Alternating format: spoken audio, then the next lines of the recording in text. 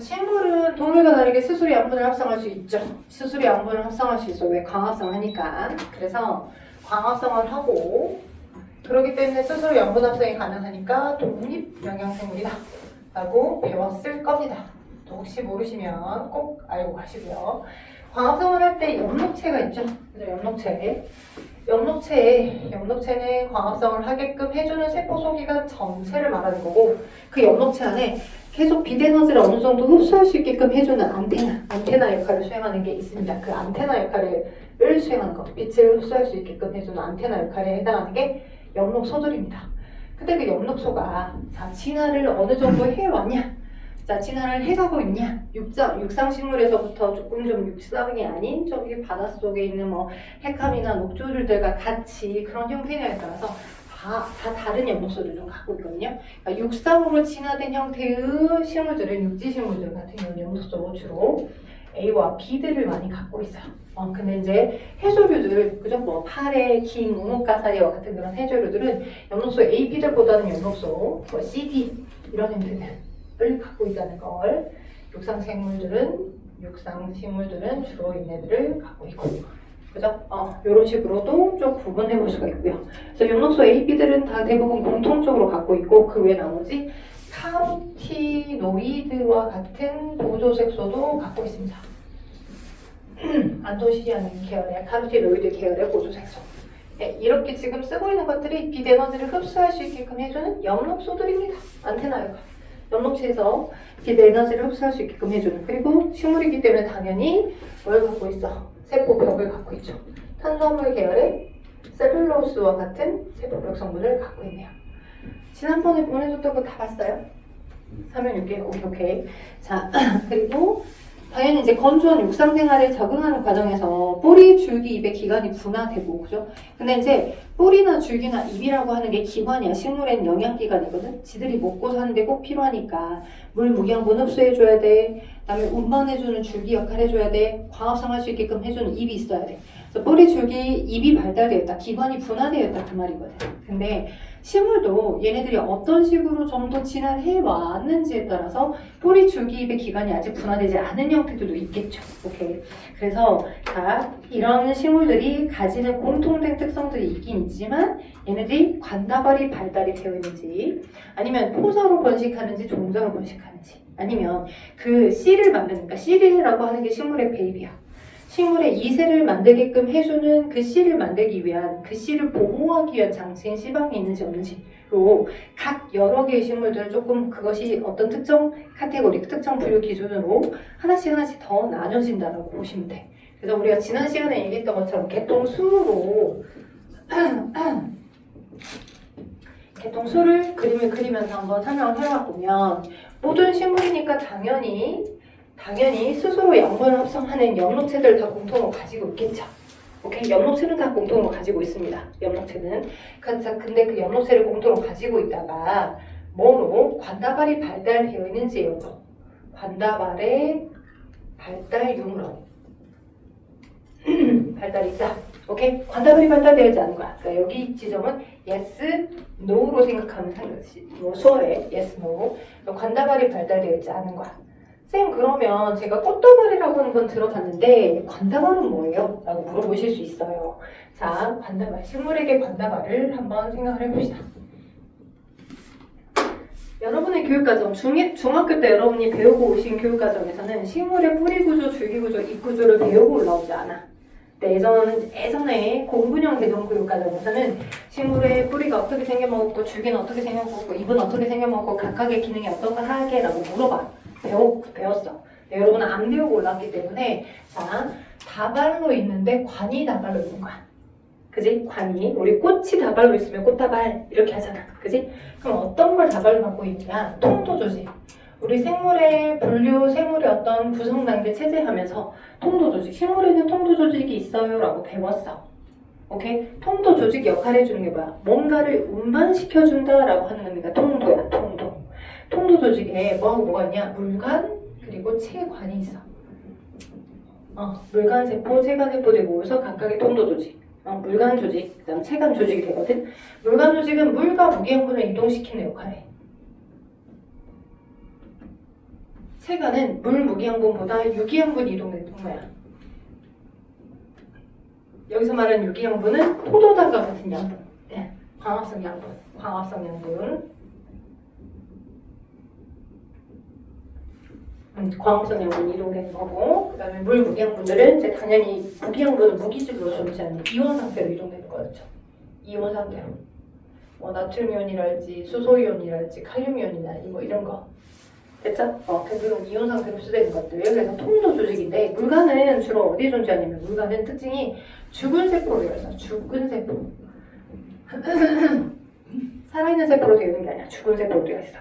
그리고 물관을 구성하는 세포들은 여러 개 세포들이 이렇게 있거든? 근데 여러 개 세포들이 모여서 하나의 긴 빨대를 만들어. 오케이? 이게 이렇게 줄기 부분에 가운데 중심부쯤에 있으면 이게 지금 뿌리에서부터 계속 이어진 거거든? 여기가 지금 뿌리. 그지? 뿌리에도 물관이 있고 줄기에도 물관이 있어. 오케이? 그래서 하나의 긴 대롱처럼 이 각각의 세포들의 위아래 세포벽은 뻥 뚫려 있어. 위아래 세포벽이 뻥뻥뻥 구멍이 뚫려서 이 토양에서부터 흡수된 물들이 뿌리에 물관에 실려져서 위에서 증산작용을 통해 계속 수증기가 물이 수증기 상태로 날아가잖아. 물이 수증기 상태로 날아가게 되면 계속 여기 안에 끈끈이 붙어있던 물들이 물 분자들끼리의 응집력도 있지만 이 물관의 가느다란 모세관 현상을 통해서 쭉 위로 쭉 빨아 올려지는 역할들로 계속 잎까지 줄기 맨 높은 곳까지 이제 계속 공급이 되는 거야. 오케이? 그래서 이런 물관부가 있고 그 주변 바깥쪽에는 체관부가 있어. 물관부는 좀 더 안쪽에 있고 체관부는 바깥쪽에 있어. 체관부가 파란색, 그지? 체관부가 파란색. 겉에 바깥쪽에 있고 체관부의 세포들은 이렇게 채층이라고 하는 형태로 세포벽이 뻥 뚫려져 있는 게 아니라 세포벽들 사이사이가 약간의 구멍을 가지고 있어서 이 틈을 통해서 유기양분들이 이동되는 거야. 근데 이 물관부 세포들은 다 위아래 세포벽이 뻥뻥 뚫려져 있어. 마치 완전히 물 무기양분들이 여기에 녹아서 물이 그냥 네? 스트로처럼 긴 빨대처럼 쭉 빨아올리면 쭉 통과될 수 있도록 여러 세포들이 모여있지만 여기가 죽은 세포다 보니까 핵이 퇴화되어 있고 세포막들이 뻥뻥 뚫려져서 쭉 빨아올리면 빨아 올라가는 구조로 이렇게 되는 거야. 물관부의 세포들.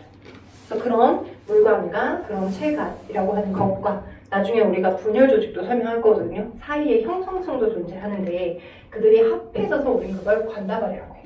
물관, 체관, 물관을 좀 더 안쪽에 쓸게. 물관, 체관, 그리고 사이에 형성층 이렇게. 얘네들을 관다발이라고 합니다. 오케이? 그러면 이제 뭐 물관과 체관의 대형 구조를 간단하게 살펴봤다면 그 물관과 체관을 가지고 있는 식물은 어쩌겠어?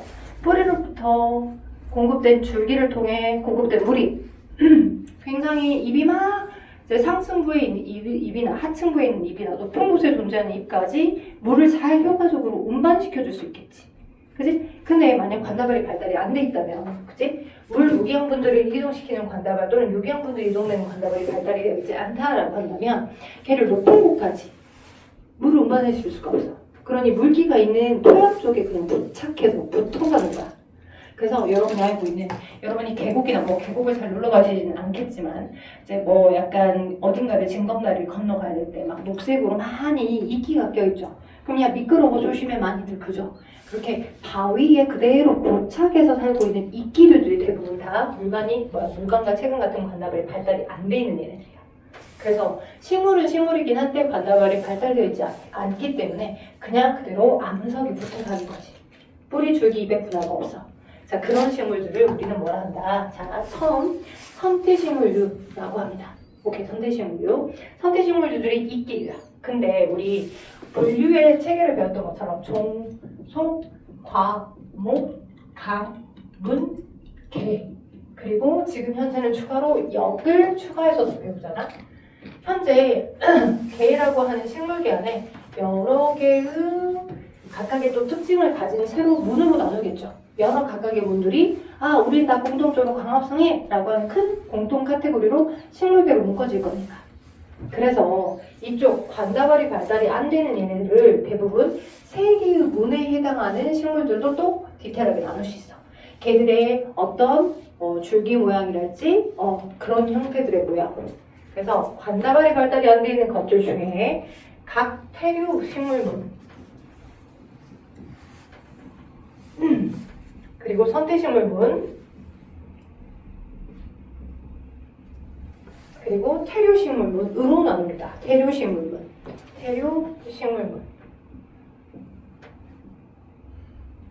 그래서 자 일단 보시면 여기까지로 일단 나눠볼게. 지금 이런 식으로 이렇게 나누면 이쪽 얘네들은 관다발이 발달되어 있지 않아. 그래서 고착생활을 해. 암석에 붙어 살아요.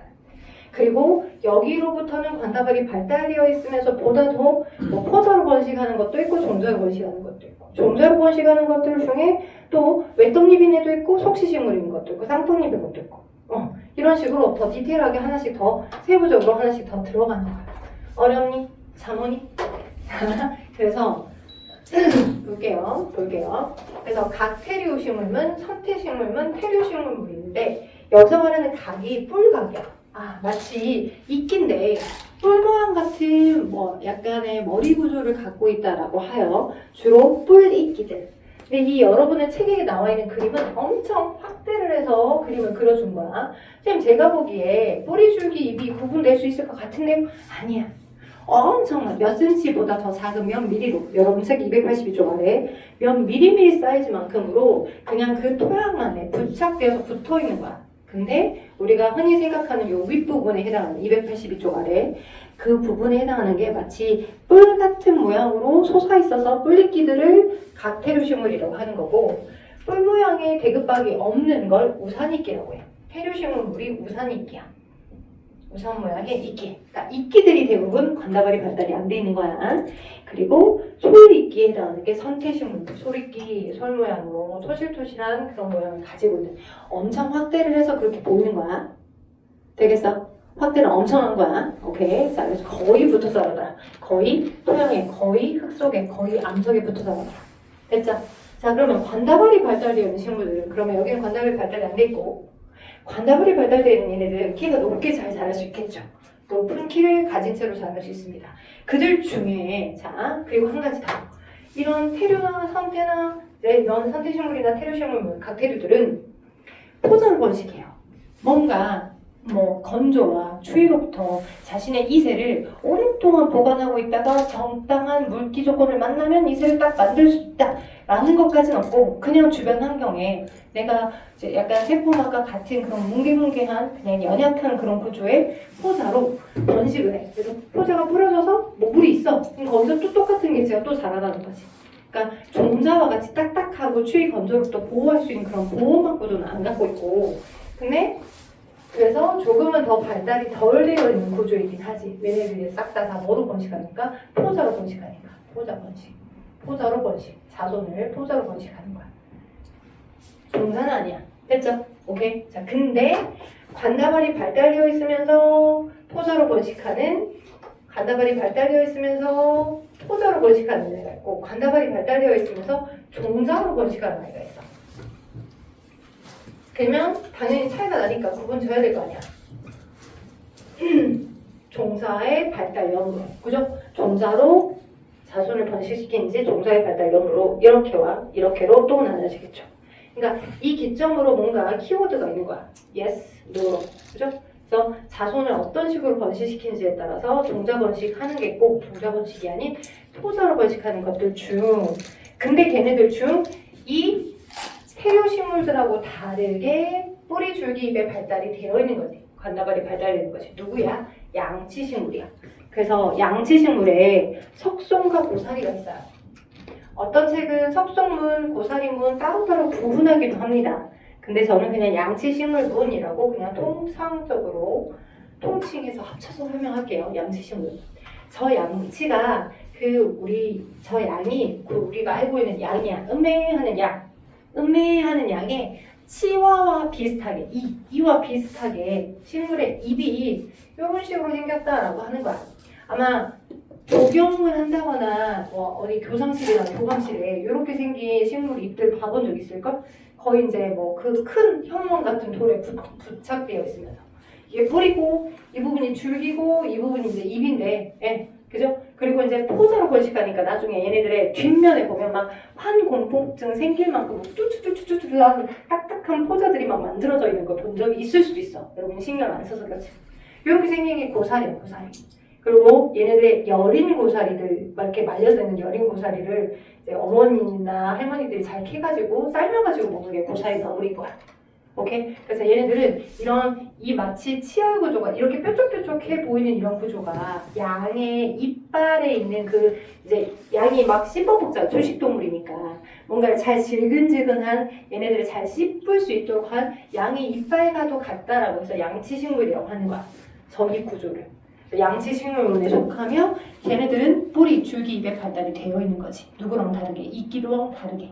됐죠? 그래서 관다발이 발달되어 있으면서 마찬가지로 포자로 번식하는 얘네들. 그래서 포자 번식이라는 걸 꼭 기억하시면서 그런 아이들 중에 누가 있다? 누가 있다? 자, 고사리, 석성들, sep뜨기 같은 아이들이다. 이걸 기억하십시다. 자, 그러면 양치식물문하고 또 다르게 종자로 번식해. 이제는 여기는 이제 여기까지는 포자로 번식하는 얘들이었고 자손을 번식시키는 방법이 저쪽으로 포자로 번식하는 건데 포자로 번식하는 얘네들이 아닌 뭐로 종자로 번식하는 얘네들이 있겠지. 종자. 근데 그 종자로 번식하는 얘네들 중에 그지? 종자로 번식하는 얘네들 중에 그 종자를 어디다가 자 종자가 식물의 씨야. 그거 우리는 뭐라고 해? 식물이 이제 수정된 이후에 식물의 베이비가 만들어진 걸 열매 안에 들어있는 씨를 대부분 많이 연상하잖아. 그지? 근데 열매를 만드는 건 조금 더 많이 진화된 속시식물인 거고 열매를 만들지 않으면서 그대로 자신의 씨가 바깥쪽 바람이나 곤충에 의해서 수분될 수 있도록 바깥쪽으로 그냥 그대로 밑씨가 노출되어 있는 그런 종자를 갖는 애들도 있어. 오케이? 그게 겉시식물이야. 그래서 종자로 번식하는 애들 중에 밑씨를 보호하는 씨방이 없어. 자, 씨방의 유무. 근데 씨방이 없어. 오케이? 씨방이 없는 얘네들. 그래서 우리가 흔히 알고 있는 솔방 같은 요렇게 생긴 얘네들에 여기 바깥쪽에 밑씨들이 이렇게 그냥 그대로 노출되어 있는 애들도 있어. 솔방울에. 오케이? 솔방울처럼. 예. 그러니까 그냥 밑씨를 보호해주는 뭐가 없어. 씨방이 없는겨? 자는겨? 조는겨? 현재도 들었잖아. 나 또 제니 노래 불러야 돼? 나 또 불러야 돼? 여기를 못 들어서 모르겠을 수도 있겠다. 그래. 내가 정말로 갑자기 진짜로 라이카 제니 있잖아. 춤은 못 춰요. 그죠? 근데 그 쇼폼을 보다 보면 많이 나오잖아. 그 제니가 막 그렇게 어디 뮤직 어워드 가서 겁나 춤 잘 추고 있던 거 막 보면서 왜 그거를 보면서 왜 그걸 바꿔 부를 생각을 못 했을까? 이렇게 잘 조는 애들에게. 조니? 자니? 그걸 왜 바꿔보러 생각 못했을까? 딱 금인데 제니가 아니라 조니, 자니 딱 맞잖아. 그지? 그 생각이 들었어. 조는 거 아니죠? 네. 그래서 갑자기 그냥 막 그렇게 꽂힌 날 있잖아. 그래서 빵 터졌던 혼자 내적 어떤 뭔가 희열에 의해서 막 웃겼던 기억이 나는데 이런 게 겉시식물입니다. 졸지 마시고. 그래서 겉시식물. 그래서 겉시식물은 자, 이 밑씨를 보호해주는 게 없어. 밑씨가 그냥 그대로 드러나 있는 거야. 오케이? 밑씨가 그냥 자신의 어떤 바깥쪽에 그대로 드러나는 형태. 밑씨가 그대로 겉으로 그대로 드러나 있는 구조. 그래서 씨방 역시 그대로 드러나 있는 얘네들이 겉시식물문에 속하는 거죠. 겉시식물문. 겉시식물문에 속하는 대표적인 얘네들. 근데 지금 제가 이렇게 얘기를 하다가 보니까 지금 쭉 설명하다 보니 여러분이 근데 디테일까지를 좀 챙기셔야 되는 것 중에 하나가 뭐가 있냐? 아까 관다발에서 제가 체감과 물관을 설명했잖아요. 그죠? 체감과 물관. 물관이라고 하는 구조가 물 무기양분이 이동되는 통로예요. 물과 무기양분이. 근데 자, 물론 누구들은 태류, 섬태식물문, 그 다음에 태류식물문들은 당연히 물관이 발달되어 있지 않겠죠. 왜 관다발이 발달이 안 돼 있으니까. 그죠? 당연히 발달이 안 돼 있겠지. 관다발이 발달이 안 돼 있으니까. 근데 이제 요 지상으로 올라오면서부터 양치식물문들도 물관이 발달되어 있다라고 판단할 수 있겠죠. 왜 관다발이 발달되어 있어요? 라고 했으니까.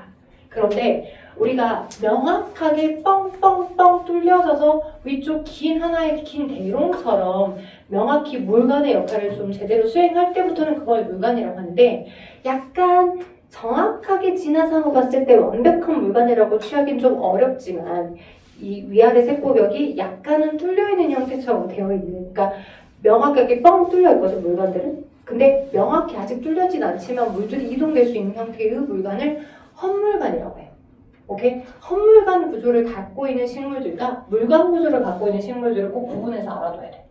오케이? 그러니까 진화를 해가는 흐름으로 봤을 때 좀 덜 진화된 형태들이 헛물관 구조를 띠고 있다가 점점씩 물관의 구조를 갖게 되겠죠. 명확하게 위아래 세포벽이 뻥뻥 뚫려서 쭉 긴 스트로, 긴 대롱처럼, 긴 빨대처럼 될 수 있도록.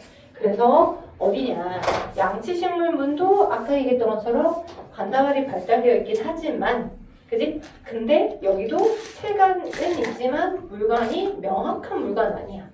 관다발이 발달되어 있긴 하지만 명확한 물관 아니라 헛물관이 발달되어 있어. 기억해야 돼. 마찬가지로 거시식물 문에 해당하는 얘네들도 씨방은 없어요. 그래도 씨방이 당연히 없겠죠. 미씨를 보호하는 게 씨방이니까. 씨방은 없어요. 미씨를 보호하는 게 씨방이니까. 씨방은 없고, 마찬가지로 얘도 키가 높게 자라. 거시식물의 대표적으로 누구 있어? 은행나무, 소나무, 그죠? 종류도 기억해야 돼. 은행나무, 소나무, 전나무, 이런 거 등등. 그지? 소철. 혹시 소철 아는 소철? 소철? 여러분이 은근히 이제 여기서 그림이랑 비교해서 물어보게끔도 하니까 알아둬야 돼. 그러니까 집에 그렇게 나무들이 많이 있는 없을 수도 있기 때문에 여러분이 모를 수도 있는데, 그 파인애플은 알죠? 깎아진 파인애플 노란색만 보는 게 아니라 그냥 파인애플 뭐 어디 고속도로 중간에 대기하고 있다가 보면 파인애플 드세요라고 막 잘라주면서 다가오신 분들도 있잖아요. 그래서 파인애플 보시면 이렇게 생겼잖아요. 약간 거칠하게 생겨갖고 이렇게 거칠하게 생겨갖고, 그죠? 이렇게 생겼는데 여기 밑둥은 잘라지고 여기를 딱 깎으면 여기 안에 노란색이 보이잖아. 그지? 근데 소철이 마치 파인애플을 매다 꽂아놓은 것처럼 생겼어. 내가 알고 있는 걔가 맞는 건가 싶은데 이렇게 매다 꽂아놓은 것처럼 생겨가지고 이렇게 이제 입이 이렇게 있거든, 입들이. 근데 입들도 되게 이렇게 막 뾰족해. 되게 뾰족해요. 근데 겉으로 보기에는 되게 날카로워 보이는데 만지면 그 상대적으로 뾰족하진 않아. 혹시 휴대폰 있으신 분? 제가 휴대폰 녹화를 하고 있어서 휴대폰 한 번만 보여줘 볼래요? 소철 한번 보고 갑시다. 소철. 이렇게 생겼거든? 소철 한번 검색해줄까요? 지영씨, 고마워요. 네네네네네. 봐봐. 얘들아, 봐봐. 딱이잖아, 딱. 파인애플 매다 꽂아놓은 것처럼 생겼잖아, 여기. 좀 길지? 그리고 이렇게 생긴 거, 이거. 아마 학교 조경수로도 여기 많이 있거든? 학교 조경수로도 여기가? 얘 이렇게 생긴 게 소철이야? 얘도 거시라, 거시. 이 소철. 이거 소철. 아니, 맞죠? 본거 맞죠? 학교에. 이렇게 생긴 게 소철이에요. 오케이. 그래서 소철도 거시식물이에요. 소철도 거시식물.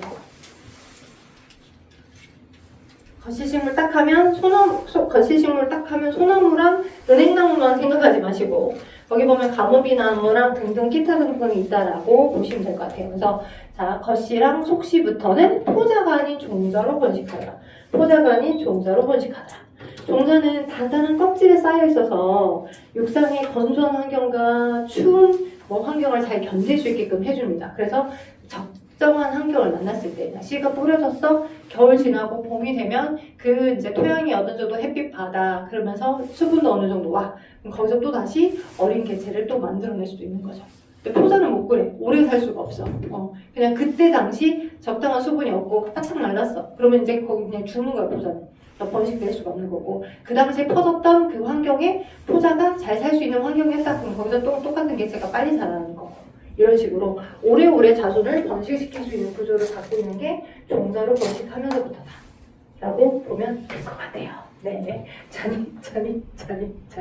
자, 그래서 거시식물까지 했고요. 그 다음에 이제 마지막, 거의 지금 지구상 나타난 식물 중에 가장 많이 진화된 형태라고 보는 게 속시식물문에 속하는 애들입니다. 속시식물문. 그리고 그 속시식물문 안에 들어가는 애들 중에 이제 외떡잎식물과 쌍떡잎식물로 또 나눌 수 있는데요. 이제 속시식물부터가 속시식물은 또 다시 떡잎이 하나 있냐, 떡잎이 두 개 있냐, 떡잎 두 장, 떡잎 한 장, 또 나눠지죠. 그래서 C방을 가지고 있는데 C방이 있기 때문에 속시식물이라고 이야기하고 이 속시식물로 얘기하는 것들 중에서 떡잎의 한 장이냐 떡잎이 두 장이냐에 따라서 땅떡잎과 외떡잎으로 두 개가 나눠지는 거죠. 땅떡잎 식물, 외떡잎 식물 이렇게 됐죠? 오케이. 자, 여러분 책에서는 거의 속시식물로만 나와 있는 형태입니다. 자, 가장 번성한 식물로 신생될 때쯤, 그죠? 미씨가 C방을 싸고 있고, C방의 미씨가 수정 후 종자로 발달한다 라고 되어 있는데, 자, 여러분이 기억하실 건, 거씨 식물도 꽃을 피울까 안 피울까? 꽃, 화석. 네, 우리가 명확히 알고 있는 꽃잎 꽃받침 구조를 가지진 않는 얘가 꽃이야. 솔방울이 꽃이야. 선생님 왜 얘를 꽃이라고 할 수 있어요? 식물 형태학에서는 얘도 화석. 그러니까 명확히 꽃잎 꽃받침을 가지고 있진 않지만 우리가 흔히 알고 있는 민들레, 진달래, 뭐 이렇게 장미 걔네들을 꽃이라고 사람들이 이제 최근에 명명해서 원예학자들이 붙인 것 뿐이고 자손을 번식시키는 도구를 갖고 있는 걸 다 꽃이라고 해. 꽃. 오케이? 그래서 자손을 번식시킬 수 있도록 뭘 갖고 있어요? 여기 미씨를 갖고 있잖아. 솔방울이. 그러니까 얘도 일종의 화서야. 거시식물의 꽃이야. 꽃. 오케이? 근데 그런 측면으로 보면 속시식물은 꽃잎하고 꽃받침을 가지고 있는 꽃을 갖고 있는 거지. 여기는 꽃잎과 꽃받침이 없는, 그지? 겉으로 드러난 C방, 미씨가 겉으로 드러난 형태로 가지고 있는 거고, 거시는 꽃잎과 꽃받침에 의해서 보호된 꽃을 갖고 있는 게 속시식물인 거고. 됐죠? 오케이? 자, 그래서 꽃잎과 꽃받침을 가지고 있는 꽃잎 또는 꽃받침을 가지고 있는 꽃을 가지고 있는 거죠. 그러면 자, 속씨는 왜 속씨냐? 미씨가 C방에 의해서 속으로 보호되어 있거든. 꽃잎이에요. 꽃잎 하나 그려봤습니다. 꽃잎들이 이렇게 있으면 누구야? 잠깐만. 지금 쭉 이렇게 꽃잎을 그려봤어요. 여러분이 흔히 많이 알고 있는 꽃잎 구조를. 꽃잎이 있으면 속시식물의 꽃잎의 그림을 그렸는데 꽃잎이 이렇게 있으면 안쪽에 암술레가 있어요. 오케이? 암술. 그죠? 암컷의 역할. 수술이 이렇게 있죠. 네, 수컷 역할을 해주는 수술이 있어요. 수술의 꽃가루가 계속 수술의 꽃밥에서 꽃가루를 만들 거예요. 동물의 정자와 비슷한 역할을. 그리고 저기 암술에 보면 저 안쪽에 보시게 되면 여기 C방이 있고 안쪽에 지금 여기 미씨가 있어요. 미씨가 있고 C방이 있습니다. 이렇게 미씨가 C방에 의해서 보호되고 있다고 해서 속씨라고 합니다. 오케이, 속씨. 그리고 이 이제 수술에서부터 물론 같은 꽃잎에서 만들어진 꽃가루가 쟤한테 가진 않을 거야. 그럼 본인이 본인 거의 정보를 받아들인 거랑 똑같잖아. 그지? 다른 뿌리에서 같은 종에 해당하는 다른 뿌리에서부터 만들어진 똑같은 진달래 거의 꽃가루가 만들어져서 이렇게 옮겨 붙겠죠. 오케이? 그래서 여기 옮겨 붙으면 꽃가루가 동물의 정자는 열심히 헤엄쳐서 난자를 향해 가서 난자와 정자가 수정이 돼. 동물의 정자는. 근데 식물은 보다 더 터프해. 뚫어버려. 길을 만들어버려. 오케이? 그래서 여기로 수정됐던 이 꽃가루가 여기 암술대 내부를 그냥 말 그대로 여기 아래층이면 두두두두두 뚫어버려. 암술대 내부를 뚫고 자신의 정보를 집어넣거든.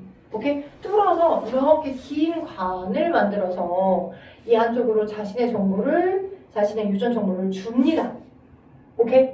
주고 이 미씨 안에 들어있는 아래쪽에 난세포가 있거든요. 난세포. 이 난세포랑 정핵이 융합이 되면서 이제 식물의 배비로 만들어지는 거야. 아빠 거 정보 판틈, 엄마 거 정보 판틈이 만나서 식물의 씨가 되는 거야. 그럼 이렇게 미씨랑 이 안에 있던 난세포랑 여기 있던 이 꽃가루가 준 정액이 만나서 정자의 정보와 엄마 거의 정보 반반이 만나서 수정이 됐겠죠. 오케이? 그럼 수정이 돼요. 그럼 수정이 된 다음에 미씨가 뭐가 되냐? 점진적으로 C가 됩니다. 오케이? 근데 이 C는 식물의 베이비잖아. 식물의 베이비. 이 베이비가 그치? 식물 입장에서는 아주 멀리 잘 퍼지는 게 주 메인의 목적이야. 오케이? 우리는 동물은 그걸 깜빡하고, 그죠? 언젠가부터는, 지금은 그렇진 않아. 근데 예전에는 뭐 포도 씨 가, 또는 뭐 어디, 뭐 해바라기 씨 가, 몸에 좋다거나 해서 막 아작아작 씹어서 먹어버리고 수박씨도 아작아작 씹어서 먹는 게 좋다고 해서 몇 년 전에 되게 많이 씹어서 먹었는데 쉽게 말하면 식물의 베이비를 아예 해치해버리는 경우가 행태야. 보통의 초식동물들은 그렇게 식물의 과일을 먹게 되면 원래 그 씨를 씹어먹지 않는다면 그죠? 동물의 이가 그 씨를 씹어먹지만 않는다라고 한다면 그러면 동물의 소화기관에서 씨를 소화시킬 수 있는 소화액은 없거든. 씨가 소화가 되지 않아. 소화가 안 돼. 우리의 이에 의해서, 동물의 이에 의해서 해체되지만 않으면 그냥 꿀떡꿀떡 삼켜져서 우리 몸에 자리 잡고 있다가, 그지? 근데 그대로 자리 잡진 않죠. 어차피 얘가 소화가 안 되니까, 흡수가 안 되니까 응가로 나오겠죠, 다음날. 그래서 동물의 배변을 통해 이 씨는 멀리 퍼질 수 있잖아. 여러분 어릴 때 그런 거 걱정해 본 적은 있었겠지만 여러분이 기억이 안 나겠지. 우리 5살 조카도 그런 걱정을 하더라고. 엄마 씨가 먹으면 내 뱃속에서 수박이 자라나면 어떡해. 자, 그렇게 순진무구한 상상을 한 적이 있었을 거예요, 여러분도. 근데 자, 어차피 버려지잖아요. 그죠? 이게 그 버려지는 행동을 통해 씨가 멀리 퍼져나가도록 진화가 된 거죠. 누구? 속시식물들이. 이제 동물을 이용해서 자신의 자손을 멀리 퍼뜨리게끔. 그쵸? 오케이? 소화기관을 통해서 이제 물론 리스크도 있죠. 인간이라고 하는 그 지능이 높은 그 민족이 이 씨를 아작아작 씹어 먹었을지 어떻게 알았겠어, 식물도. 그지? 근데 이제 우리 요즘은 많이 안 씹어 먹더라고요. 그래서 식물의 베이비가 되는 거고 이렇게 수정이 된 다음에 뭐가? 그럼 봐봐. 동물을 유인해야 되잖아.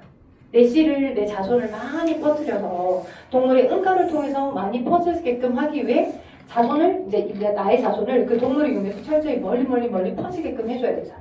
그래서 수정된 이후에 이 씨방이 양분이 되게 당도 높은 양분을 씨방에다 많이 비축을 시켜. 고당도에. 오케이? 그래서 수정이 되면 꽃잎은 시들어져 가.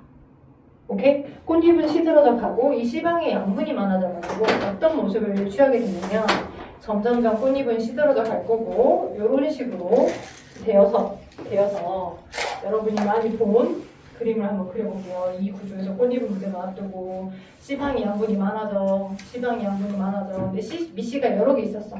그러면 이런 그림이 되는 거야. 꽃잎은 사라지고 이런 식으로. 어떤 과일의 단면을 내가 잘랐습니다. 어떤 과일 같아요? 사과라고 하기엔 너무 크지 않나요? 씨가? 한 글자. 네, 감. 감도 감꽃이 핀 자리에 감이라고 하는 씨가 열매가 맺히는 겁니다.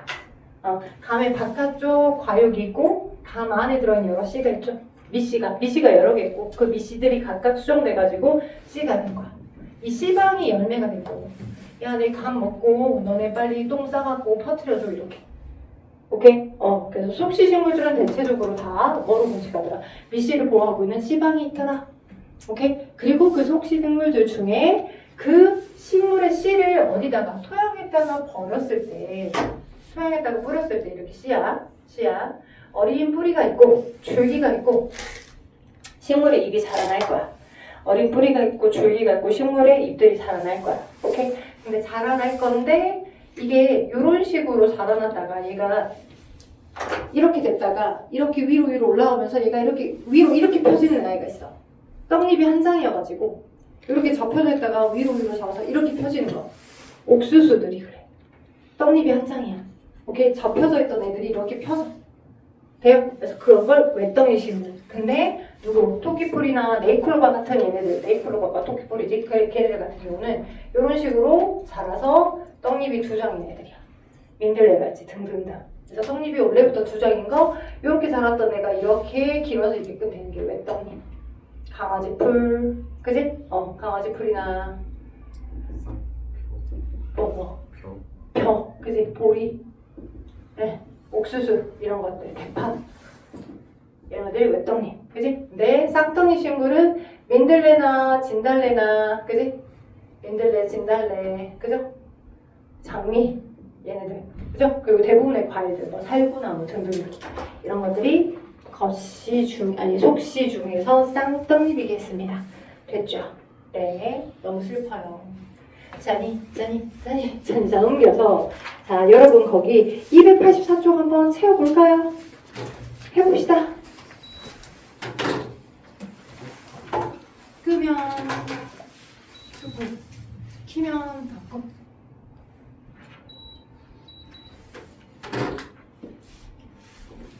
284 284쪽 해주고 284쪽 다 하신 분은 쉬어도 돼.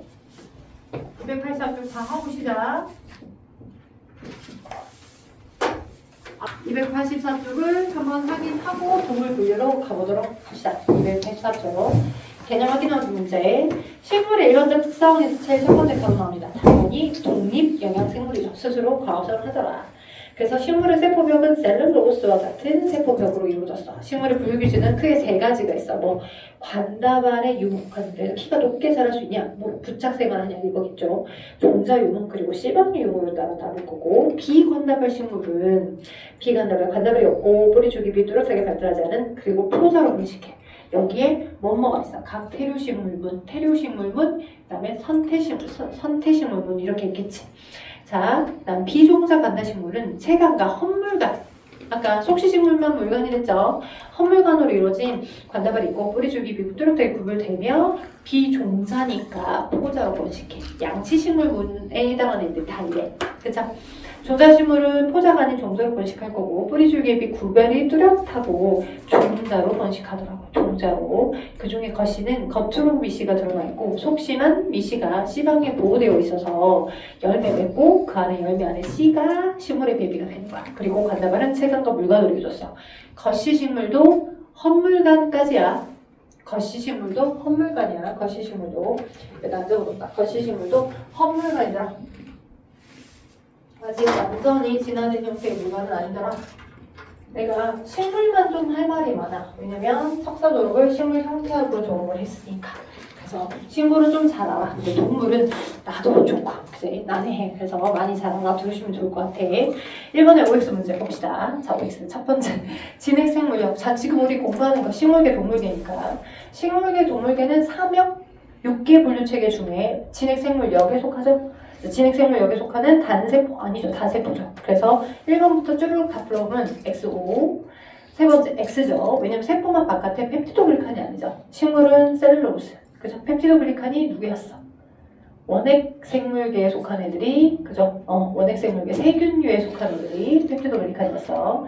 식물은 지식적인 부분 얼마나 잘 알고 있느냐, 이것 좀 많이 필요해. 그 다음 네 번째 다른 생물부터 유유 먹는 거 X죠. 스스로 영은 먹으니까. 그래서 5번에 5겠고요. 그래서 1번 답은 XO, XXO. 자, 2번. 자, 여러 개통수로 표현해서 맨 마지막에 분류군을 쓸 건데 공통의 조상에서부터 오른쪽에 관다발이 있으니까 갈라 적어냈기 때문에 왼쪽 세 개는 관다발이 없는 거겠죠. 그래서 관다발이 없는 분류군 A, B, C. 그쵸? A, B, C고요. 기억에 해당하는 걸 골라라. 그럼 관다발이 있는 것들 중에 종자가 없는 게 D, 포자식물인 D가 양치. 종자가 있는 애들 중에 속씨와 거씨로 나눠질 거니 E는 거씨. 그치? 그럼 기억은 C방이 발달되어 있냐 그렇지 않냐 이거겠죠. 그래서 기억은 C방 있냐 없냐. C방에 있음으로 답하시면 됩니다. 개통수 그림 파악 잘 하시면 돼. Yes or no야.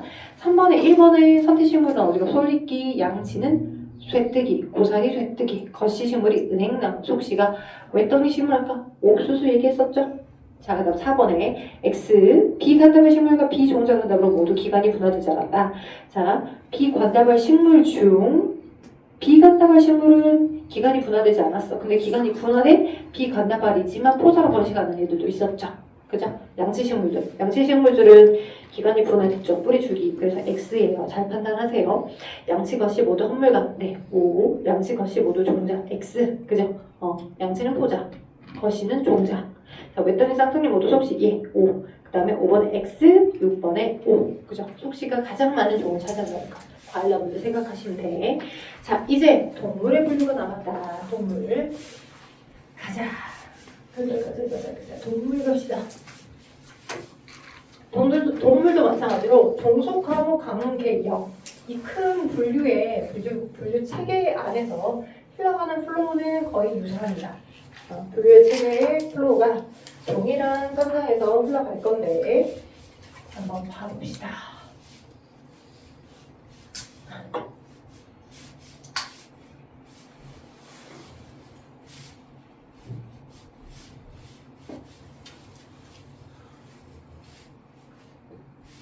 자, 동물의 분류 보시면 동물의 분류. 자, 동물은 일단 뭐 알다시피 스스로 양분을 합성할 수가 없죠. 스스로 양분을 합성할 수 없으니까 진핵생물 여기에 속하는 종속 영양생물이죠. 종속 영양생물, 다세포 진핵생물로 종속 영양생물이다. 염록체가 세포벽이 없다. 당연하죠. 조직과 기관이 잘 발달되어 있고 다양한 운동기관, 그다음 눈과 같은 그지 포식 활동을 할 수 있는 감각기관이 발달되어 있어서 먹이 섭취를 하면 사약할 거고 대부분 유성생식이 생세포 분해를 통해서 정산환자 수정으로 자손을 만들어내는 것으로 볼 수 있겠죠. 자, 동물의 분류 기준 해서 나옵니다. 자, 크게 이 동물을 자 일단은 여러분 좀 생소한 용어들이 나올 거긴 하겠지만 이렇게 분류를 한번 해볼게. 문으로 따지면 아까는 되게 다양한 문들이 있었잖아. 아까 식물계 안에 여러 문들, 뭐 양치식물문, 그죠? 속시식물문, 거시식물문 이렇게 여러 개로 나눠져 있었잖아. 동물도 마찬가지야. 여러 문으로 이제 나눠질 건데 그 문들을 큰 틀에서 식물은 디테일한 여러 문들로 나눠졌는데 근데 동물은 큰 틀에서 무척추 동물문하고 척추 동물문, 그러니까 무척싹 동물문 척추의 구조가 발달되어 있느냐, 척추 구조가 없느냐. 우리 뼈 있잖아, 우리 등뼈, 그죠? 척추라는 신경 다발 있고 그걸 보호하고 있는 척추라는 뼈가 있는 것처럼, 근데 그게 없는 애들 있고 있는 애들 있다고. 척삭 동물문. 우리는 대표적인 척삭 동물문이야. 어류, 양서류, 그다음에 파충류, 조류, 포유류들은, 그지? 어류, 양서류. 양파가 조폭이네라고 기억하면 쉬워요. 이거 모르시는 분들은 양파가 조폭이네. 그죠? 어류, 양서류, 파충류, 조류, 포유류. 그죠?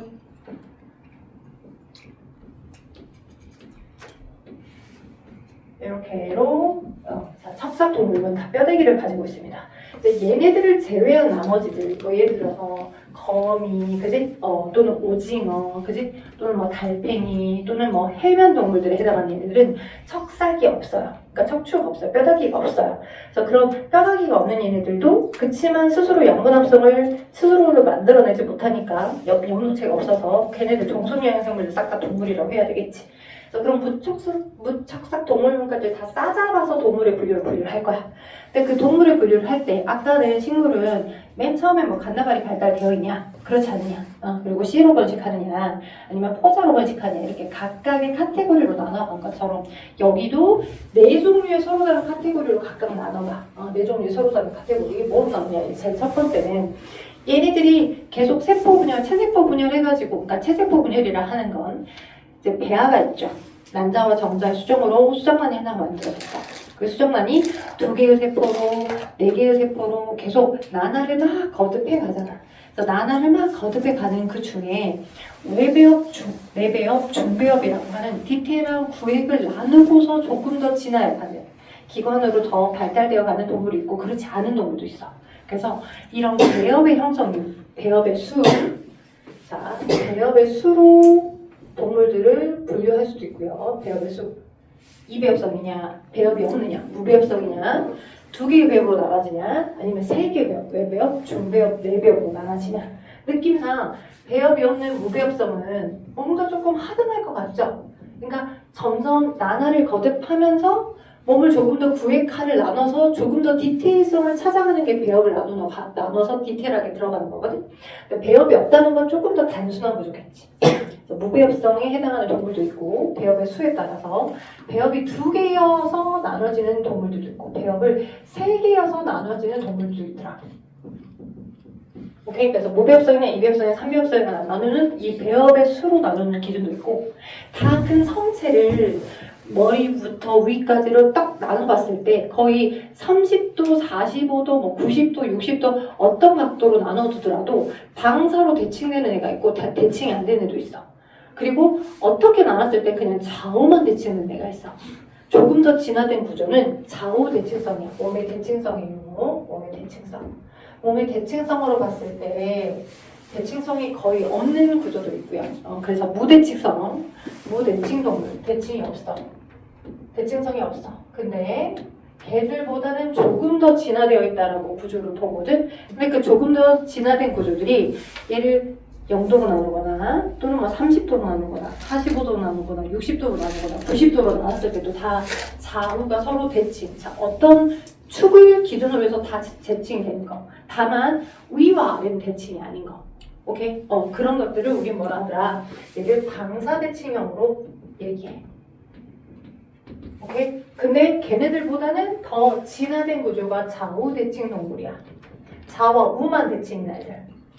그래서 뭐 예를 들어서 완전 우리 그런 말 있잖아. 사람도 왼쪽과 오른쪽 얼굴이 서로 다르잖아.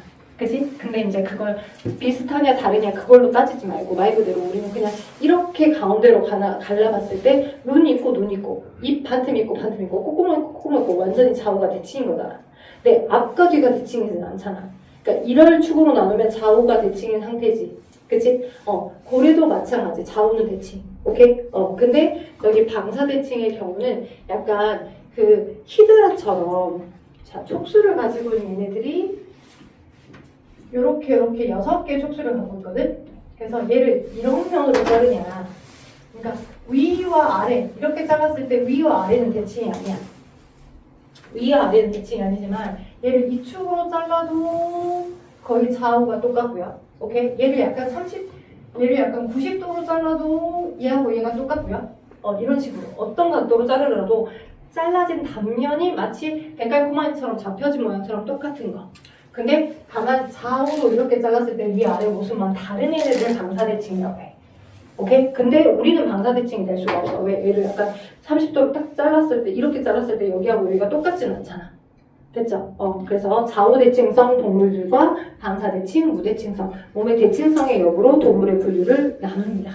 첫 번째, 두 번째 거 설명했고요. 그 다음 세 번째, 네 번째가 있는데 세 번째는 자 넘겨봐. 원구의 발생 차이라고 해요. 원구의 발달과 분화 정도라고 표현하기도 한대요. 원구는 자 이렇게 배엽이 발달되어 있는 동물들 중에 당연히 무배엽과 이배엽성에서는 원구가 나타나지 않아. 무배엽성 동물과 이배엽성 동물들에선 이 원구가 나타나지 않아. 근데 3배엽성 동물들 중에서 원구가 입이 되는 동물이 있고 원구가 항문이 된 동물이 있거든. 3배엽성 동물들은 거의 관통형이야. 기관이나 그러니까 우리는 입에서부터 음식물이 들어가잖아. 그 음식물이 들어가서 입식도기 소정대사 항문을 통해서 뚫고 말 그대로 소화기가 뻥 뚫려져 있는 구조거든. 그지? 뻥 뚫려져 있는 구조야. 근데 이제 뻥 뚫려져 있는 소화기를 갖지 않은 동물들 중에서는 입으로 어떤 특정 양분을 먹었다가 거기서 흡수할 건 몇 개가 흡수가 되고 그리고 흡수되지 않은 나머지 찌꺼기들을 바로 그냥 그 이불통에 뱉어내는 애들도 있어. 우리가 생각할 때 뱉어낸다는 표현을 쓰긴 하지만 세포 덩어리가 크게 많이 발달되어 있지 않기 때문에 들어왔다가 흡수되고 흡수되지 않은 나머지 찌꺼기들 그냥 그대로 뱉어내는 거야. 입과 항문을 동시에 쓰는 거지 걔네들은. 뻥 뚫린 구조가 아니니까. 오케이? 그러니까 뻥 뚫린 구조를 갖는 애들이 대부분 다 3배엽성 동물들인데 그 3배엽성 동물들 중에서 그 원구의 포지션이 원구 첫 번째가 원구가 입이 되는 애들, 원구가 그대로 뒤집어져서 항문이 되는 애들이 있거든요. 원구가 입이 되는 동물들이 선구동물이고 원구가 오히려 반대로 뒤집어져서 항문이 되는 동물들, 얘를 후구동물이라고 해요. 후구. 네, 후구가 훨씬 더 진화된 구조의 동물이다라고 보시면 좀 더 수월해. 후구. 그리고 나중에 이제 또 다른 얘네들 DNA나 RNA 염기설로 나누는데 일단 첫 번째 1번, 2번, 세 번째 것까지를 동물들의 특징을 가지고 한번 여기다 설명을 해볼게. 자, 지금 제가 설명하려고 하는 건 척박동물문에 속하는 양파가 조폭이네 얘를 포함한 게 아니야. 그러니까 얘들은 다 통으로 척삭동물문 안에 싹 다 속하시는 거고 여러분이 흔히 배우지 않은 무척삭 동물문들 중에 되게 다양한 이름들의 동물이 있을 거야. 중학교 때도 배우지 않았고 고등학교 때도 배우지 않았고 여러분이 조금 그래도 동물에 관심을 갖는다라고 하면 얘가 선형이야, 얘가 편형이야, 플라나리아는 이런 게 있었지라고 하는 게 들어본 적은 있을 건데 아마 진짜 처음 들어봤을 거야. 오케이? 그래서 모든 동물 다 통칭해서 얘기할 거다 보니까 우리가 좀 익숙해져 보자. 일단 위에서부터 아래로 써가는 순서대로 이제 분류학자들, 동물의 분류학자들은 조금 더 진화가 된 구조다라고 표현을 해. 그래서 맨 위에서부터 보면 해면동물문이 있고요. 해면동물, 강장동물을 지금은 자포동물이라고도 해. 해자, 여러분 책에는 자포로만 아니냐 강장은 아니냐 자포로 되었구나. 자포로 해줄게. 자포동물. 예전에는 강장동물이라고 했어. 해자, 강장동물. 그리고 오른쪽 페이지로 넘어가면 편형, 연체, 환형, 선, 편형, 연체, 환형, 선형.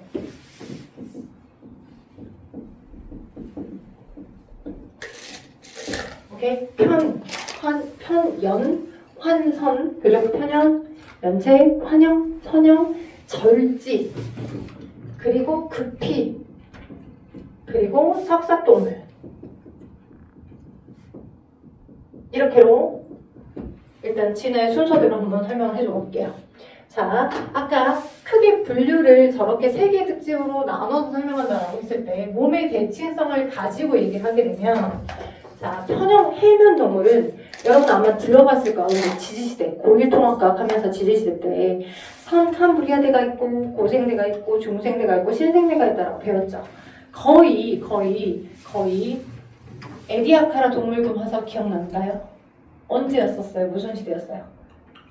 에디아카라 동물군. 에디아카라 동물군 화석. 신생대? 신생대? 고생대?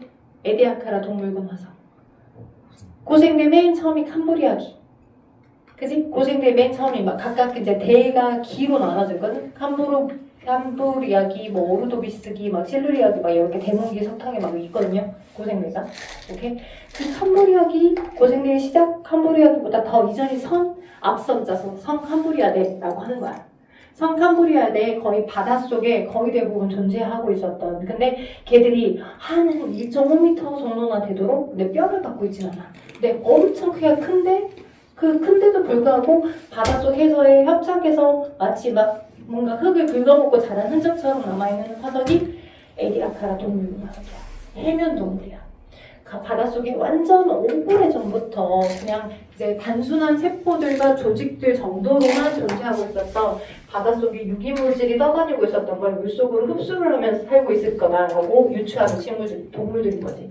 그게 해면 동물인데요. 그러니까 해파리랑 연결지면 안 돼. 해파리랑 또 달라.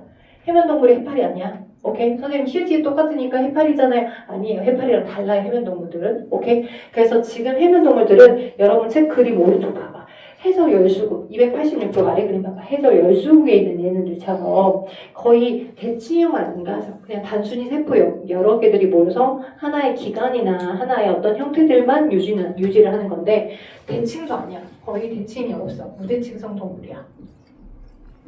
오케이? 무대칭성 동물이면서 배엽도 없어. 무배엽성이야. 발생의 중간 단계에서 외배엽, 중배엽, 내배엽으로 나눴을 때 그렇게 발생의 중간 단계에서 막 구획을 더 디테일하게 나누면서 조직 기관으로 분화되는 수준도 아니라고, 그냥 여러 세포들이 바닷속에 돌아다니고 있는 유기물을 그냥 흡수해서 뱉어내고 흡수해서 뱉어내고 흡수해서 틀으면 먹는 거고 빠는 거고 뭐 이런 식의 단순한 생활 활동을, 군체를 이루는 활동들을 하고 있는 얘네들이 해면 동물들. 그들보다 조금 더 진화된 형태들이 자포동물이야. 자포동물은 어떤 대칭이야? 방사대칭이야. 방사대칭을 띠면서 마찬가지 자포동물들은 이배엽성이야. 그러니까 약간 진화된 거지. 배엽이 외배엽과 내배엽으로 나뉘어서 외배엽과 내배엽. 선생님, 지금 선생님이 배엽이 나눠진다라고 했는데 도대체 배엽이 뭔지 모르겠어요. 네, 여기 설명해 줄게요. 여러분 그 중학교 때 그 수정란이 발생되는 과정을 배우셨었을 거야. 수정된 이후에 한 개 세포가 있어. 그 한 개 세포가 열심히 체세포 분열해서 2세포기, 또 수정란이 열심히 체세포 분열을 반복하면서 2세포기, 그 다음에 또 체세포 분열을 반복해 4세포기, 그다음 또 체세포 분열을 반복해 8세포기, 이렇게 세포의 개수를 늘리는 분열을 막 해. 듣고 있어요? 듣고 있죠? 오케이. 그래서 이 과정을 우리 뭐라 해? 수정란의 초기 체세포 분열 죽을자. 수정란의 초기 체세포 분열 죽을자. 수정란의 초기 체세포 분열 죽을자. 나날, 맞아요. 나날을 막 반복하면서 엄청나게 많은 세포의 개수, 딸세포의 수를 늘립니다. 나날하면서 이 세포기를 나날에 의한 딸세포니까 얘를 할구라고 해요. 그래서 이 세포기를 다른 말로 이할구기라고도 하잖아. 그러면 이렇게 나눠를 거듭할수록 할구 하나의 크기는 작아지고 할구의 개수는 늘어났잖아. 그러면서 그 할구들 덩어리들이 구획을 나눠. 구획을 나누다가 이제 포유류 우리로 따지자면 포배기 때, 그지? 수정되고 한 7일 정도쯤이 포배기가 되면 이때 만들어진 엄청나게 많은 세포들이 바깥쪽으로 거의 대부분 배열을 하고 안쪽은 텅 비어있는 이제 액체로 되어져 있는 나날강을 이루고, 그지? 이 포배기의 시기로 엄마의 자궁에 내려와서 엄마의 세포 일부가 융합된 태반을 만들고, 여긴 태반을 만들잖아. 왜? 엄마로부터 물질변 양분을 공급받아야 되니까. 태반을 만들면서 얘가 안으로 휘어 들어가면서 입체적으로 또 구획을 계속 만든다고. 입체적으로 안으로 휘어 들어가면서 구획을 만들 건데, 이렇게 계속 체세포 분열하면서 이렇게 구획을 만들어 가는 거야. 오케이? 구획을 만들어 갈 때 바깥쪽에 해당하는 세포 덩어리들이 외배역, 주로 피부나 그런 것들 형태를 만드는 거. 바깥쪽이 이제 외배역인 거고, 배역, 외배역. 바깥쪽에 해당하는 세포 덩어리들이 외배역. 배역. 안쪽으로 들어온 세포 덩어리들이 뭐야? 내배역이야. 안쪽으로 들어온 세포 덩어리들이. 근데 더 나날을 막 계속 거듭하다 보면 이 안쪽들이 내배역이야. 어떠한 동물인가? 이 배역들은 중배역을 만들지 않아. 딱 외배역과 내배역의 세포 덩어리 정도만 있는 거야. 더 발달된 세포의 개수들만큼이 없는 거지, 쉽게 말하면. 그치? 근데 더 많은 세포의 수를 만들고 더 조직과 기관이 분화된 구조들이 삼배역성으로, 우리들도 마찬가지 이렇게 막 나날하다가 여기에 있는 세포 일부분이 떨어져서, 자, 그림을 두 개를 비교하면서 설명해 줄게요. 왜? 원구와 후구를 얘기해 줘야 되니까. 자, 이쪽으로 떨어진 이 배역들이 만들어지는 게 중배역이에요. 그러니까 중배역의 위치가 이쪽에 배치되어 있고, 바깥쪽 여기가 외배역, 여기 안쪽이 내배역으로 구조를 만들면서 계속 조직 분할을 하고 있는 동물도 있어. 배역, 3배역성 동물들 중에, 3배역성 동물들 중에. 오케이? 근데 어떤 동물은 3배역성 동물이긴 한데 똑같이 외배역, 중배역, 내배역을 만들 건데, 외배역이 이렇게 있고 내부가 함몰되어 들어가는데 마치 별 모양처럼 이런 모양으로, 이렇게 된 모양으로, 이렇게 된 형태들로 이쪽이 내배역이고 이쪽의 일부가 중배역이야. 여기가 중배역이야. 이쪽 부분이 중배역. 오케이? 이쪽이 내배역이야. 바깥쪽 똑같이 여기는 외배역. 여러분 책에 나와 있죠? 책 그림 봐봐봐. 바깥쪽 여기가 외배역. 안쪽 여기 빨간색 부분들이, 이쪽 부분이 이제 중배역. 그쵸? 그리고 더 안쪽에 해당하는 게 내배역. 어디 있냐? 네, 거기요. 286쪽 위쪽에. 그쵸? 286쪽 위쪽에 제가 선구와 후구를 지금 설명하는 거야. 3배역으로 나뉘어지는 동물들 중에 선구와 후구가 있는데, 선구는 아래로 뚝 떨어져 있는 중배역을 만드는 거고, 오케이? 후구는 이 외배역이 조금 더 위로 직진을 해가지고 여기 바깥쪽에는 외배역과 붙어질 만한 위치 중배역을 갖고 있어. 별표 모양처럼. 오케이? 그래서 그게 이제 뚫려지면서 그 위쪽에 뭘 만드는 거야? 입을 만드는 거야. 뚫려지면서. 여기가 이제 이렇게 합쳐지고 여기가 뚫려지면서 외부 구조로 여기가 입이 만들어지는 거고, 이쪽이, 자, 안으로 함몰되어 들어가는 여기 초입 부분을 우리는 원구라고 해. 낭배역을 만들 때, 낭배기 같은 모양을 만들 때, 낭배기 같은 모양을 만들 때 뚫려서 들어가는 입쪽 부분, 여기 최초 부분을 원구라고 하는 거고, 원구. 여기가 원구. 여기가 원구. 오케이? 오케이? 근데 그 원구가 그대로 여기 중배역을 이쪽에 만들고, 원구가 그대로 입이 되는 게 이게 지금 뭐야? 선구동물이야. 오케이? 근데 원구에 해당하는 처음 뚫려져 있는 이 부분들이 이제 이렇게 중배역을 여기다 만들고서 나중에 이쪽이 입이 되고 이쪽은 항문의 역할을 하는 게 이게 지금 후구동물이에요. 후구. 이런 발생학적 구조를 갖는 것과 이런 발생학적 구조를 갖는 게 차이가 있더라고요. 근데 결론부터 얘기하면 조금 더 진화된 혈관계와 소화계를 갖는 게 후구동물들이더라고. 오케이? 후구. 자, 그래서 후구와 선구로 나누는 건 3배역성 동물들 안에서 선구와 후구로 더 나눠지는 거지. 그러니까 개통수로 따졌을 때 무배역성, 2배역성, 3배역성으로 있으면 무배역성과 2배역성 안에는 선구하고 후구가 들어가면 안 돼. 그쵸? 3배역성 동물들 안에서 다시 선구와 후구로 나누는 거야. 그지? 원구가 입이 된 것과 원구가 항문이 된 거죠. 됐죠? 그래서 이렇게 보시면 자 우리 한번 가볼게요. 이런 식으로 무배합성과 이배합성과 삼배합성을 먼저 나누고 무배합성에 해당하는 게 누구? 해면동물. 그 다음에 이배합성에 해당하는 게 작포동물. 그리고 삼배합성 동물들이 다 여기 이쪽에 사는 게 다 삼배합성 동물이라고. 어디서부터 어디까지? 편형부터 척사까지. 그죠? 편형부터 척사까지. 근데 그 편형부터 척사까지 해당하는 대부분의 좌우대칭 동물들이 다 삼배합성인데, 그래서 넘겨보시면 그들 안에서 삼배합성 중 원구가 어떻게 발생되는지에 따라서 다시 뭐와 뭐로 나눈다고? 선구와 후구로 나눈다고. 근데 선구와 후구로 나눌 건데 얘가 선구잖아. 원구가 입이 된 거. 뚫려져 있는 부분이 바로 입이 되는 부분. 그치? 원구가 입이 된 것들은 누구 있다고? 편형과 그다음에 뭐 연체, 환형, 선형까지. 편형, 연체, 환형, 선형, 절지동물까지는 얘가 뭐야? 선구동물이야. 삼배합성 중에서 선구동물. 원구가 입이 된 거. 처음 뚫린 부분이 입이 된 거. 그래? 그러니까 원구가 입이 된 선구니까 이 그림이 돼야 돼. 누구?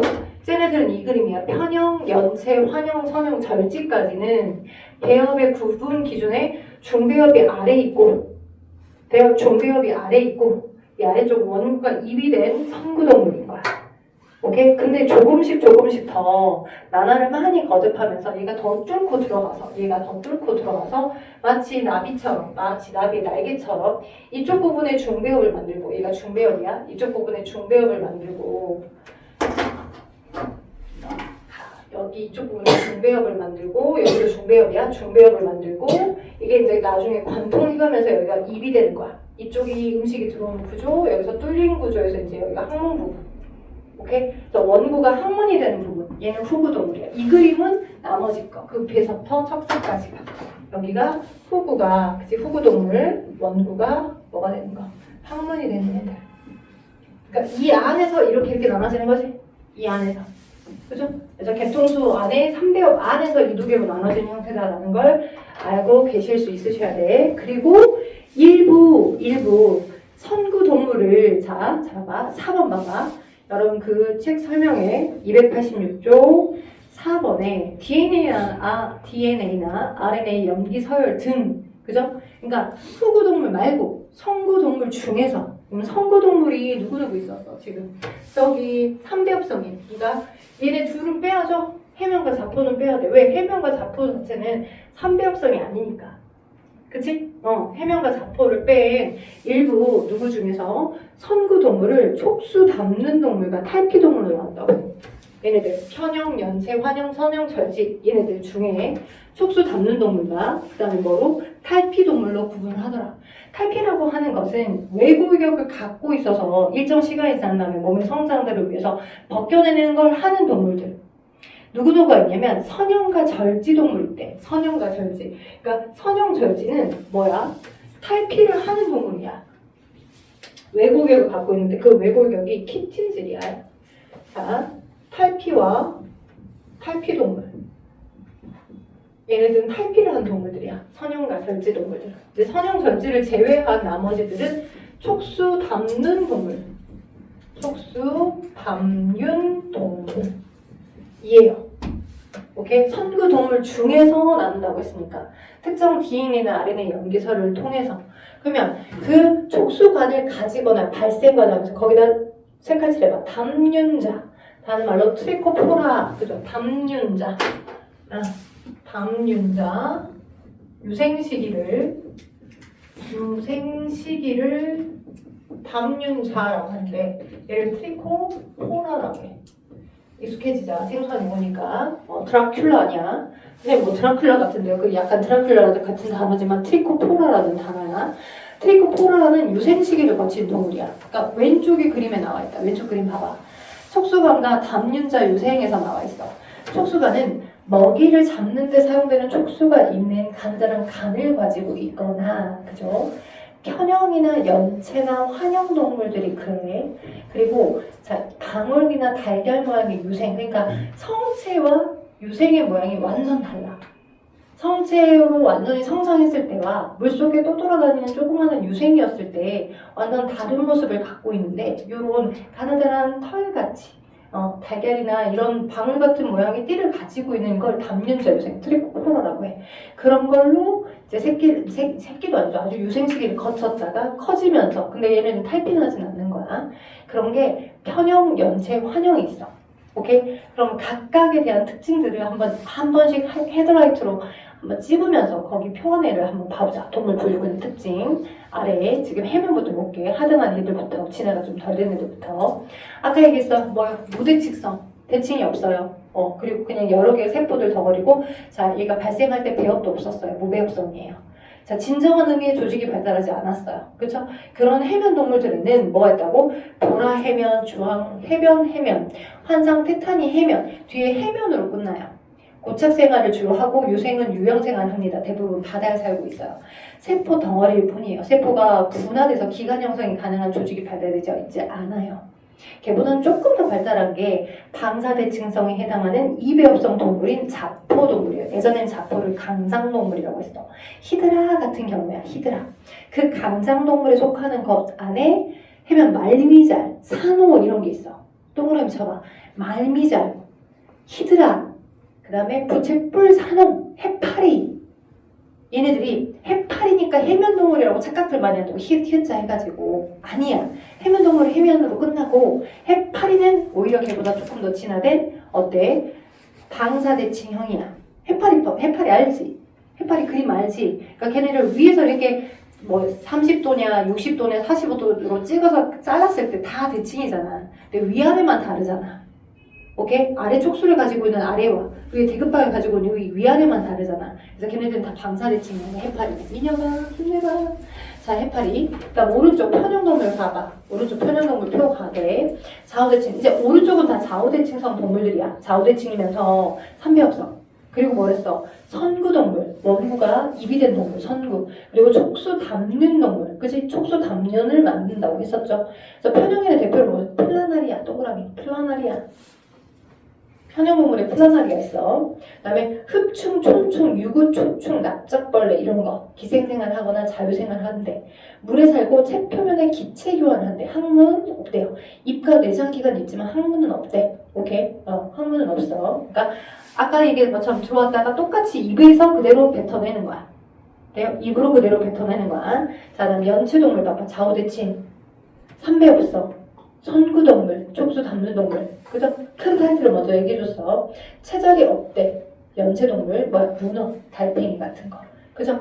아가미로 기체 교환하고 거기 개방혈관계라고 써져있죠. 거기가 동그라미 써. 개방혈관계. 개방혈관계. 우리 혈관계, 혈액이 돌아다니고 있는 성분에 개방혈관계가 있고 폐쇄혈관계가 있거든? 근데 뭔가 폐쇄혈관계라고 하면 좀 부정적이고, 그지? 약간 네거티브 하잖아. 그래서 안 좋을 것 같잖아. 느낌상 폐쇄라고 하니까. 아니에요. 폐쇄혈관계가 정해진 곳으로만 혈액이 늘 한 방향만 흐르는 거거든. 우리 몸도 폐쇄혈관계야. 그래서 동맥혈이 정맥혈과 안 섞이고 정맥혈이 동맥혈과 섞이잖아. 그래서 기체교환 효율이 더 좋은 게 폐쇄혈관계야. 근데 개방혈관계는 기체교환 효율이 좀 떨어져. 어쩌다가 동맥혈이 정맥혈이기도 하고 막 이렇게 막 섞여. CO2가 많은 게 O2가 있는 거랑 섞여버려. 개방혈관계가. 자, 약간 진한 덩뱅 구조야.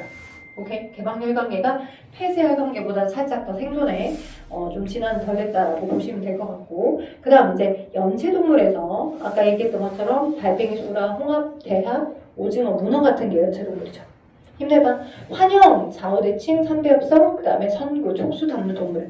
그죠? 촉수 담는 트리코포라라고 하는 유생시기가 있겠죠. 체절이 있고 원통형이야. 환형이. 지렁이, 원통형, 환형, 그죠? 거머리, 그죠? 갯지렁이 같은 거.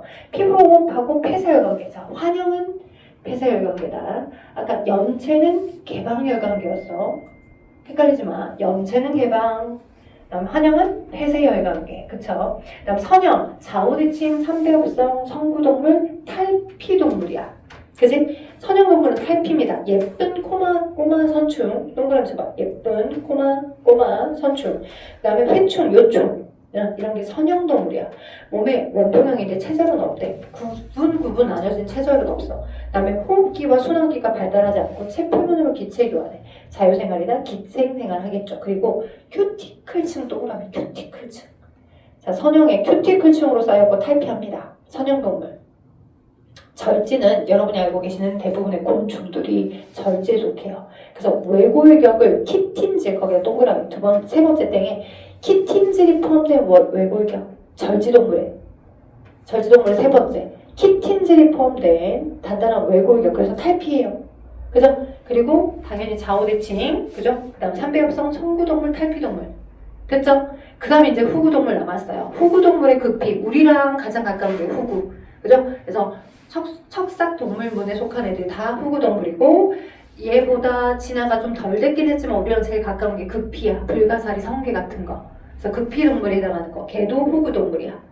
그래서 좌우대칭이나 또는 성체는 방사대칭이기도 하되 극피동물 하고 있어요.